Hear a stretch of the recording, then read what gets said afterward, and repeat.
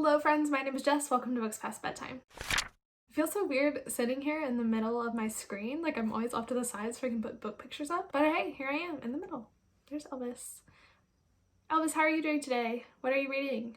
I don't know what he's looking at. Okay, so today I have a very exciting video for you. I have been wanting to do this forever, and so today I am bringing you 12 tips on how to read more. I would consider myself a pretty voracious reader. I read like on average between 100 and 150 books a year. That's what I've been doing for like the past couple years. I definitely have some tips to share, so hopefully you will find some of these helpful, but let's just jump right into it. So my number one tip for reading more, and everyone else on the planet, is to make reading a priority. And I know this is easier said than done, but it really truly is the best way to read more, and honestly the only way that you will be able to read more. So a lot of people ask me like, how do I read so fast? And honestly, I'm really not that fast of a reader. I read about a page a minute, which is pretty average, and if the page is more text heavy, it might even take me 2-3 minutes to read a page. So honestly, I really am not a very fast reader. My answer to those people who ask me that question is that I make time for reading. Like I read a lot during the day. So in a typical day, I read anywhere from probably 100 to 300 pages a day, and that is because I put aside 2 to 5 hours for reading every single day. And I know that everyone can't do this. Not everyone has that much time in their day to put aside for reading. I just am lucky because I have commutes to work, downtime at work, and during the pandemic I wasn't really working at all, so I've had a lot more time recently to dedicate to reading, so that's why my average page count is kind of higher than maybe it would be in other years. But honestly, everybody has time for reading if they decide to make it a priority. Even if it's just a half an hour or 20 minutes, reading for a half an hour or 20 minutes will probably help you read a book a week, if not more than that. And once you decide to carve out that time and find that you do have that time for reading, you will find even more time for reading throughout your day, and you will get even more reading done. And so some of these ways to make reading a priority is to literally put reading on your to-do list. I don't know about you, but I am very much a to-do list kind of person. If I don't plan it, I won't do it.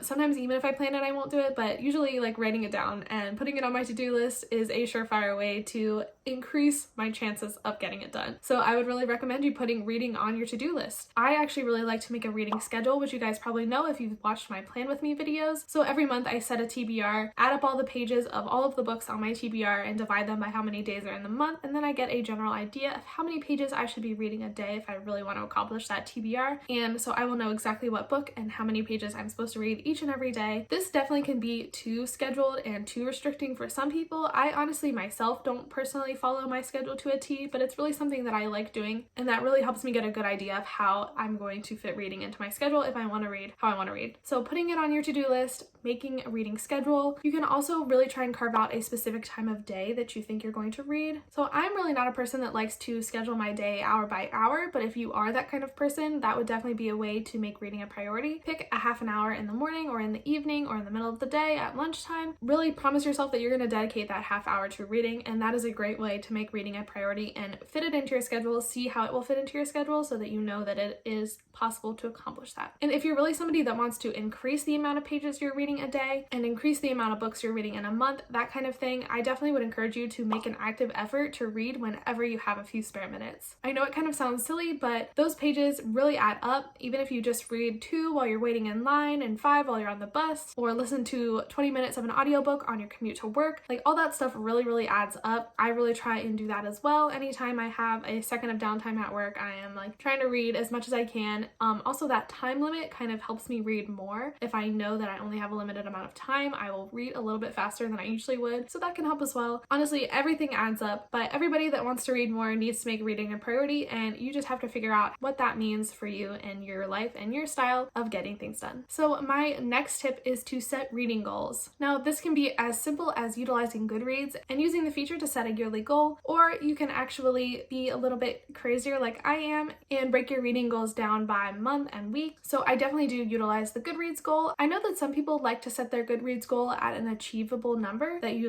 know you're going to achieve earlier on in the year, so you don't have to worry about it and you don't feel pressure to read more than you feel like. But for me, I really see reading as a productive hobby, and I like how it makes me feel to be as productive as possible and as a way to help me achieve goals. So I really like to set a kind of push goal goal on Goodreads. I like to set it at a number that I know I can achieve if I really put my mind to it. I don't set it so astronomically high that I know I will never reach it, but I do like to set it a little bit higher than the year before to encourage me to keep growing and improving, while also making it achievable, but not so easily achievable that I can just laze around and meet it in a month or whatever, you know what I mean? That's how I kind of set my Goodreads goal, and that really structures my year. And then from there, I do make monthly TBRs. I know a lot of people like to mood read, but I do like to make a TBR, especially because with Booktube videos, I like to kind of theme my reading vlogs. So that is honestly the main reason why I make TBRs. But I do think it's fun to check things off the list, and that's really the idea behind setting goals, is that making lists and checking things off and achieving things can really help motivate you and keep you reading and encourage you to read more. So that is the philosophy behind this idea. And for me personally, when I set monthly TBRs, I really like to make actionable goals throughout the month. So as I mentioned before, when I create my reading schedule, I figure out how many pages a day I need to read in order to achieve that monthly TBR. And having this actionable plan really removes the friction from reading, because I know exactly what I'm supposed to do and when I'm supposed to do it. And so I don't have to think about that when it comes to the day-to-day. And seeing, oh, I only have to read 90 pages today is a lot better than being like, oh, I have to read 150 books throughout the year. It's just a little easier on your psyche, if you know what I mean. So my next tip is to carry a book everywhere. Now I know this sounds kind of silly, like I'm just going to the doctor's office, I don't need a book with me, but honestly you do. What if the doctor is running late and you end up sitting there for 20 minutes, 30 minutes? You could have used that time to read. So that is why I always like to carry a book with me. If nothing else, download the Kindle app on your phone or iBooks and have books on there that you can just open up at a moment's notice and flip through and get a little bit of reading done. If you don't like to carry around a purse like me, I'm like the worst about that. Side note, I like never have a purse and I just have like my wallet, my keys, and my phone all in my hand, and I'm just a mess.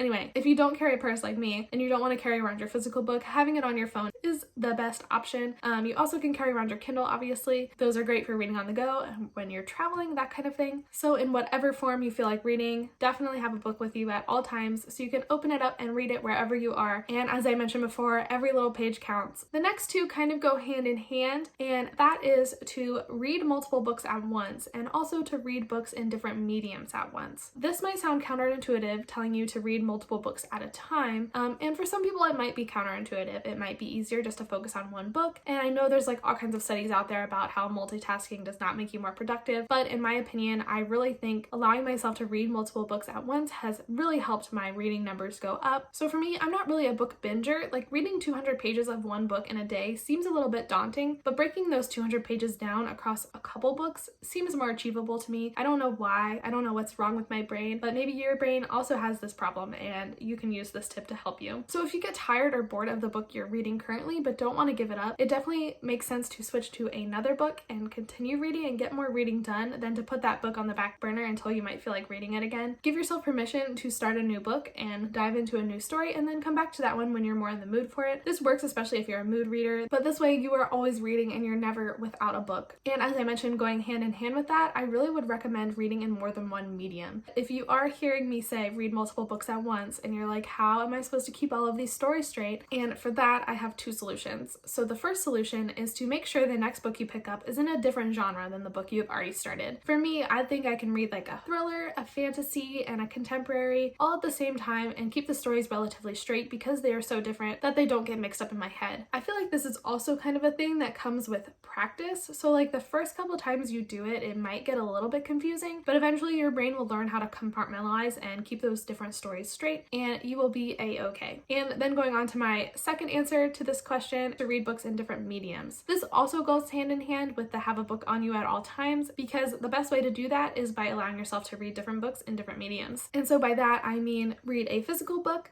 an ebook, and an audiobook all at the same time so that you always have something to read or listen to no matter what you are doing. So of course we all pretty much love to read physically. There's few things in the world that are better than holding a physical paper book in your hands and turning the pages and being able to physically see how far through you are and how much you have left. But we can't always be reading physical books. And so my solution to this is also read an ebook and an audiobook at the same time. Ebooks are perfect to have on your phone, to have on your Kindle or e-reader so that when you are on the go so you can open those up and read them. Audiobooks are also great for that, but if you are in a situation where you can't have headphones in or you can't not hear what's going on around you, ebooks are definitely the ticket. But audiobooks are probably my second favorite media to consume because I can listen to an audiobook when I'm walking the dog, when I'm cleaning my room, when I'm doing any other kind of household chores, when I'm commuting to work, or when I'm doing any other kind of mindless task. I love listening to audiobooks. It really makes cleaning and doing all those chores so much more fun. And so I definitely think it'll help you read more if you are reading in more than one medium at a time so that you can read in whatever situation you're in. Now, speaking of audiobooks, audiobooks are actually my next tip to read more. When I discovered audiobooks 3 or 4 years ago, my reading exploded. Before I was regularly reading audiobooks, I was only reading like 50-60 books a year. Audiobooks have doubled, if not tripled, the amount I can read in a year. It's honestly insane. I don't know how I lived before without audiobooks, and I know a lot of people have grudges against audiobooks. One, they think that it's not real reading, but to you, I would say check your ableism at the door, because honestly, that is just alienating a whole section of readers who are blind or semi-blind or just have difficulty seeing, and even people that have chronic illnesses, dyslexia, all these kind of things that make reading difficult for people. Audiobooks are a godsend. I would just think about that the next time that you claim audiobooks aren't real reading, because they aren't.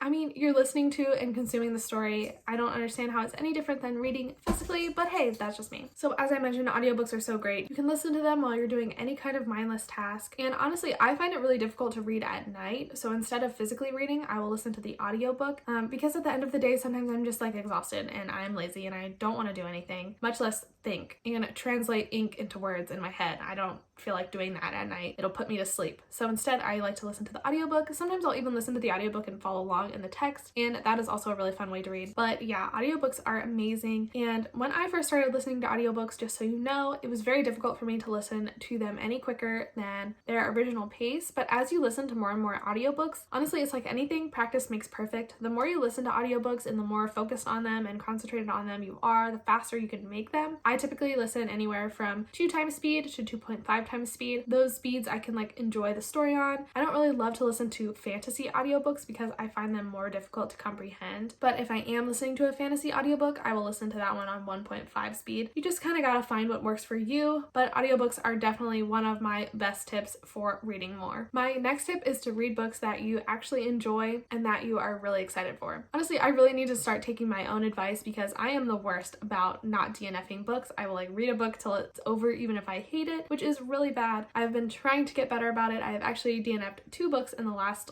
2 weeks or so. I am proud of myself for that, but we will see if I can keep it up because I'm bad.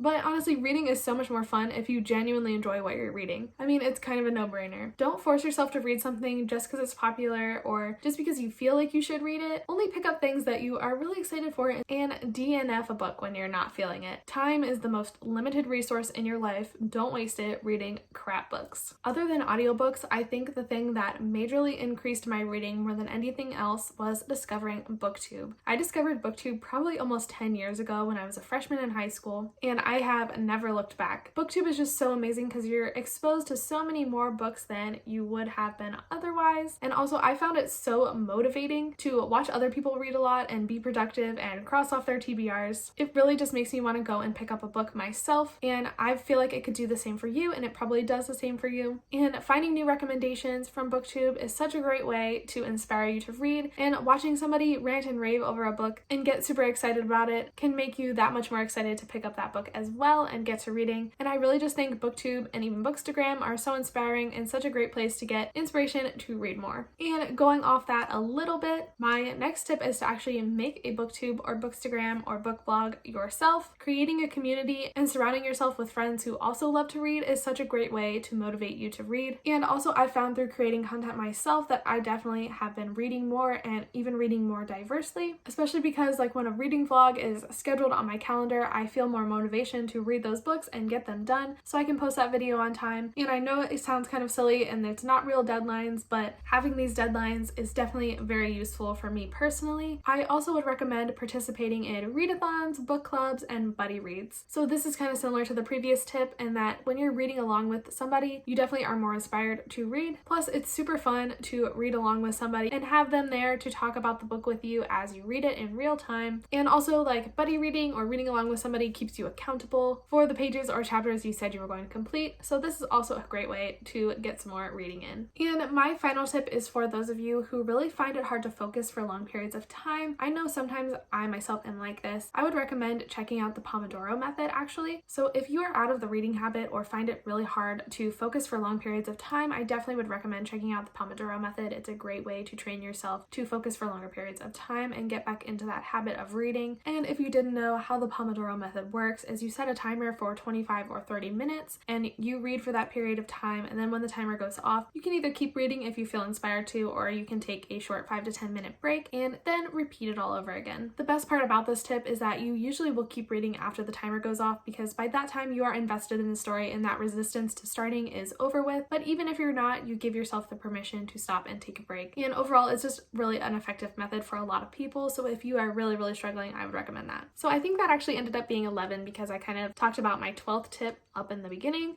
but those are all my tips on how to read more. I really hope this video was helpful. Let me know in the comments down below what your biggest tip that you tell people about how to read more is, because I would love to know if I missed anything. I also wanted to mention that my friend Mare over at Mare Reads made a really great video on the same topic that I will link down below. A lot of her tips were very similar to mine. I probably honestly didn't need to make this video because hers was so great, so I definitely would recommend you go check that out if you are interested in what she has to say. Her video is also great because it includes a number of activities that you can do while listening to an audiobook. So I know I touched on some of those, but I definitely did not go as in-depth as she did, so definitely check out at least that part of her video, but you should watch the whole video because it's amazing. So anyway, thank you again so much for being here. All relevant links will be in the description down below. Definitely go check those out. Follow me on Instagram. I am super active over there, and that will be all, so I will see you in the next one. Bye.